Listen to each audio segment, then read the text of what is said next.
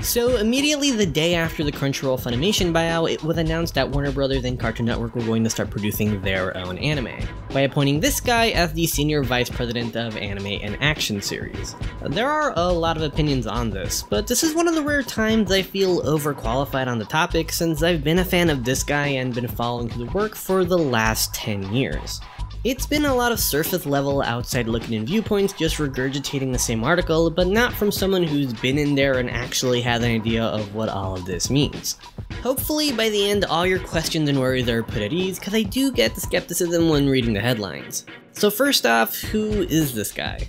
This is Jason DeMarco, a veteran of the industry who's been working at Warner for 24 years and was one of the co-creators of a little thing called Toonami, the action cartoon block that in the early 2000s pushed anime into the public consciousness, at a time when no one else would, with shows like Dragon Ball Z, Sailor Moon, Gundam, and several others being put on daytime television. It was the ultimate gateway to anime for the Western market, not only because of what they showed, but because of how it was curated that you learned the different genres the medium offered. Outside of daytime, they exposed the US to Inuyasha, Cowboy Bebop, Yu Yu Hakusho, Ghost in the Shell, and again, many others.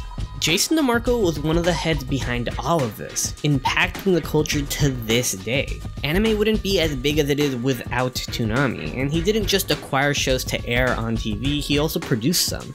A lot of people think Fena is CN's first time doing this, which is why they're skeptical, assuming they're gonna lean into anime-inspired stuff like Castlevania and Avatar. They think it's not gonna be quote-unquote real anime since it's being made by the West and not the East, but they've actually been making anime for over 15 years. The Big O Season 2 being co-produced by Cartoon Network because it did better in the West than it did in Japan. IGPX being the first Toonami original series because they co-produced it with a definite longtime friend, Production IG. Both of these are 100% anime and feel authentic because they are. They were made in Japan by Japanese creators, and this applies to their modern stuff as well. Whatever your thoughts are on the Fooly Cooly sequels, I don't think anyone is gonna argue that these aren't anime, same with Fena. And I just want to bring up that I find it hella suspect that everyone was up in the air about this Western company making anime, even though they've been doing it way before anyone else, but are totally on board when another Western company does the same thing, especially when their output is of questionable quality. Might be because they're greenlit anime that no one has time to animate, but that's a whole other can of worms. The main thing here is that it's not just a random executive being put at the forefront, it's someone who's always been in there that genuinely cares about the craft and the people. He's always been super transparent about the goings-on with his projects. Right after the announcement, he even went on Twitter to give more detail about it, where he did make it clear that he is making anime, but is still interested in anime-esque shows. People wonder how much Warner will have a say on these future anime, but everything he's ever been behind has had pretty much no interference from them. The Fooly Cooly sequels were what the teams at IG wanted to do with them, and Fena was actually pitched to him by the director. He's the reason Crunchyroll is even behind that series. Even before this promotion, he had a bunch of other stuff in production with Blade Runner, Shenmue, Uzumaki, Lord of the Rings, and 4 more things down the pipeline. With so many new projects coming, it begs the question if it's too much for the studio than if they're gonna be crunched. Adult Swim has never done that with any of their anime. They've always had an it'll be out when it's ready mentality, all of them being announced years before they even come out. Blade Runner being 2018, and we just started seeing footage of it. Fooly Cooly being 2 years, and Uzumaki being 2019, expected to release this year but then being delayed into 2022 because of COVID. When footage is released, you can see all that time being used well. Jason DeMarco is just gonna do the thing he's always done, which is get original anime off the ground, but now it's his only job, so it's gonna happen way more than before. This also doesn't negatively affect the North American side of the industry. Since Cartoon Network owns these shows, they avoid the usual hurdles of anime in the US. No one has to try to license their anime since they're already owned by an American company. Dubs are produced by them, always being outsourced to an external recording studio. They also manufacture and distribute their own home video releases. They're pretty much removed from that industry altogether, so there's no toe-stepping that's happening.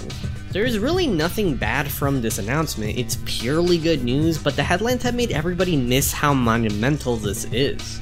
To take a slight left turn, the whole thing about anime has taken focus away that action cartoons are now back. Something the Western animation industry hasn't cared for in over 10 years. While there have been a few, they're still super rare, with most being brand focused. Action cartoons had the luxury of being more serious and story driven without having to be disguised as a slice of life comedy. Stuff like Samurai Jack Season 5 and Primal, which both happen to be adults from production, show how amazing modern Western animation can be in this area. We even have another show from the same creator coming soon. More mature cartoons that aren't just crude humor, something that anime has always been ahead of us on.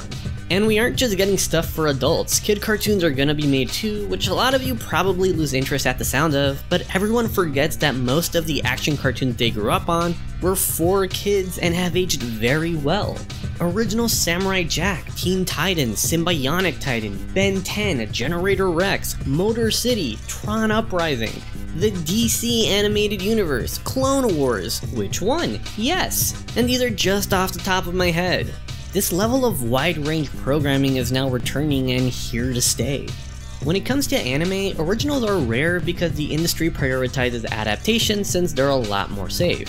So many of my favorites aren't that, and that's why I like them, because they're so unique in comparison to what else is airing, being a lot more weird and experimental.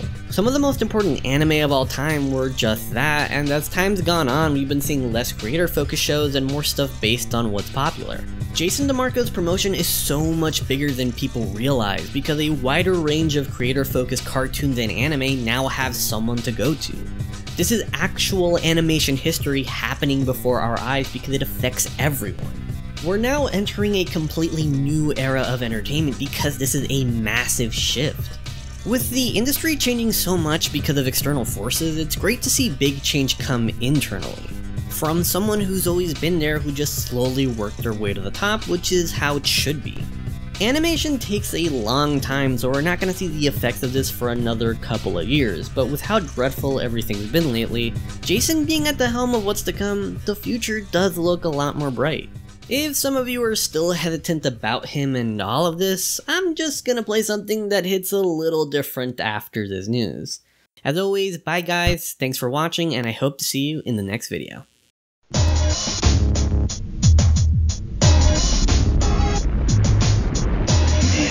It's been a while since we had a talk.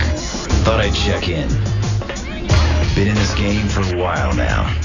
And looking around, I see a lot of new faces trying to break into the action cartoon biz. I guess that makes us OGs. But that doesn't mean we don't have a few tricks up our sleeves.